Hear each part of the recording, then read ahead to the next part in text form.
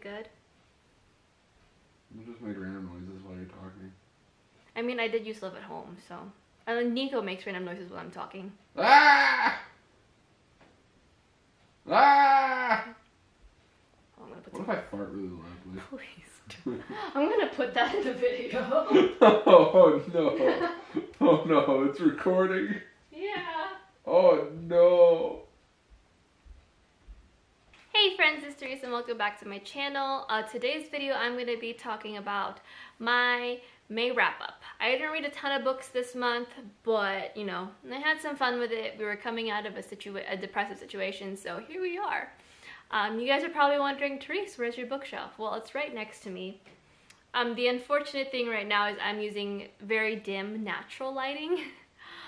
We have no power in the apartment. I cannot use my ring light, and I fear opening the blinds will just release all of the hot air into the apartment. So right now I'm using the light from the kitchen and what little light is diffusing from the blinds next to me. No, that's hot, no. And I'm using what little light is available next to me to do it. And thankfully my camera is really good about adjusting to light, unlike my last one, so. But yeah, let's just kind of get into the video. Let's start off with the one book that ended up not being the only book that I read for a vlog. Also, if you guys have missed my vlog, I now have red copper hair.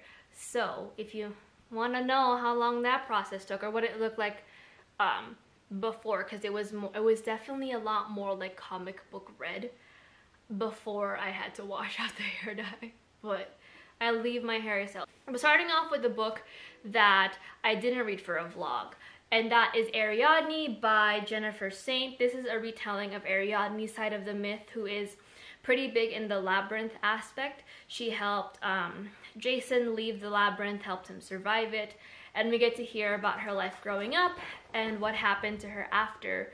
I ended up giving this a 4 out of 5 stars. I did really enjoy the retelling. I love having more women retellings of what's going on in mythology.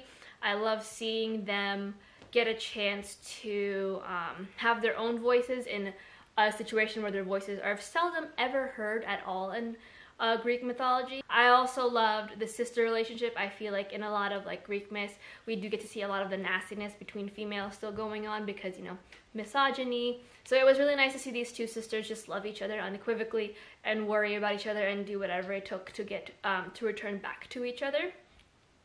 The biggest thing that dinged me, and probably why I'll be very hesitant on picking up another Jennifer Saint novel, is that a lot of the events that she was writing about were all told to us. It was never shown. We never get to see exactly what happened. It's just like long passages of time jumps of events that occurred, and I kind of wish that she had been given, or she let herself kind of explore those stories a bit more without having to just sit there and go, this happened and now my mother's depressed and now I dance alone and yada yada yada. It just was not as expressive as I could, considering the fact that this is a story that not a lot of people know about. We only really hear her side of the story from the labyrinth, and that's about it. We don't hear anything else. So I would have really have enjoyed to have heard her side in a more expressive and thoughtful way, rather than just telling me exactly what happened.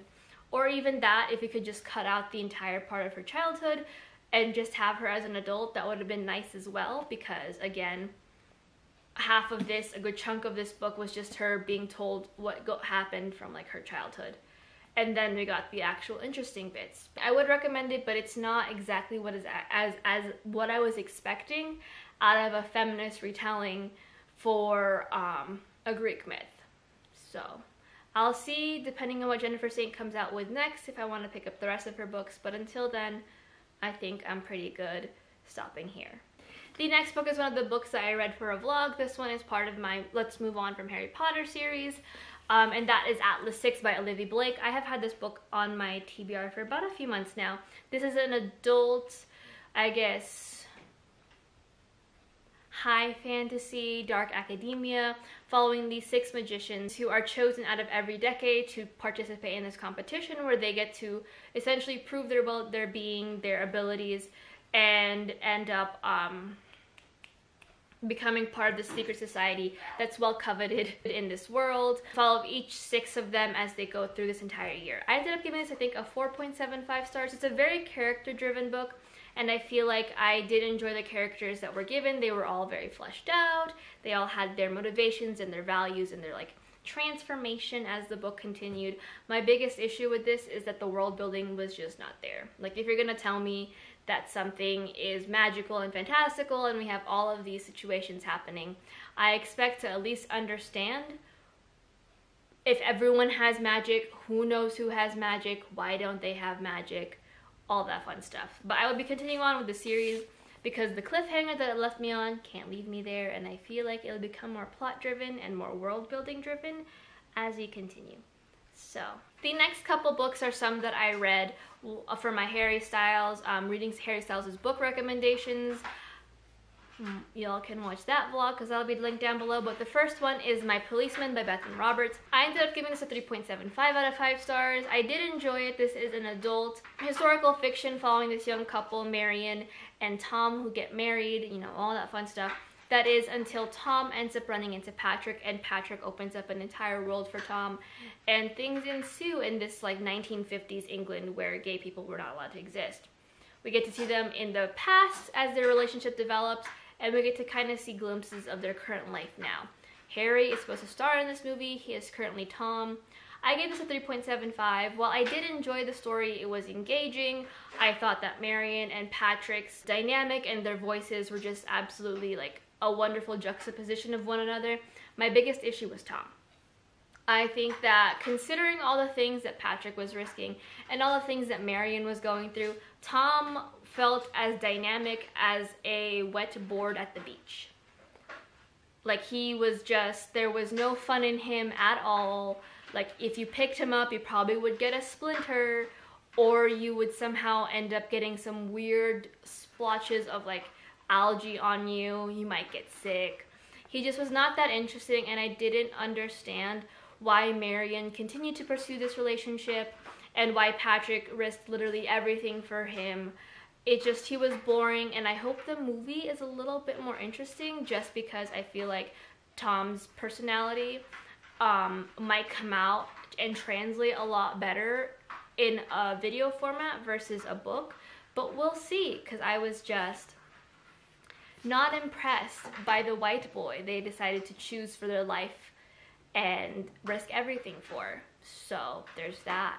And the last book I read is another, like a literary fiction contemporary, and that is The Course of Love by Elaine de Botton. This follows a young couple, Kirsten and Robbie, as they fall in love and get married, and unfortunately follows, well, thankfully, because I enjoyed this aspect of the book, follows them past the marriage and well into the happy ending, and kind of dives into more realistic approaches of relationships, where we get to see their fighting, their struggles, and eventual infidelity.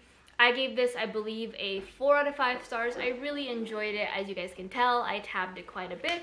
I also do talk about it more in depth in my video, so if you want to see more of my thoughts, it's there. My biggest issue with this is that just Robbie was just not the character that I wanted to be reading from. He felt like there was zero growth from him in the novel. He, like, at the end of everything, he was like, I'm not gonna tell Kirsten that I had an intimate relationship with a woman, and continued it for a while, solely because we are now in therapy. And we are both in couples and individual therapy, so I would like to figure out why I cheated on her, rather than telling her that I cheated on her, because I know I will lose her for the rest of my life. Fucking hate men. But other than that, there were some really good points in this novel about how easily romanticized we tend to do with our partners, and how we expect love to just be this very like unspoken thing that once you fall in love, you're good. You don't need to explain or communicate. Your partner should just know. And it's just a lot of like the very adult concept of what love is, and a very modern concept of love. I just didn't like Robbie as a character. But yeah, if you guys want to hear more of my thoughts and more of my existential crisis as I read this book, the vlog involving Harry's favorite books are down below. So go read that. Go watch that. It's not long, I promise. It's only like 30 minutes. Put it on ×2 speed. get it done in 15 minutes. And you'll get to see me cry hysterically to Matilda right before my period. So, it's a good time. It's a good time. I'm not a very pretty crier. But that is it for my May wrap-up. Hopefully you guys found a book you guys want to read. If you guys want me to do, like, I probably will be continuing on with my Move On from Harry Potter series, so keep an eye out for that. I do have other books planned, and I'll have the full, like, I guess, like, predictions video linked down below or up in the cards. And if you want me to do more videos or more reviews, let me know as well. Yeah, I'll leave my Goodreads and my Storygraph down below so y'all can check out what books I need to read. And if you want me to rush and read any of those, there's a comment box like not even 2 inches below this video. But hopefully you guys are having a wonderful weekend. Oh, it's coming out on Friday. Hopefully you guys have a wonderful weekend. And of course my neighbor will take a shower right now because that's just how it goes. But until next video, hope you guys are having a wonderful time. Bye!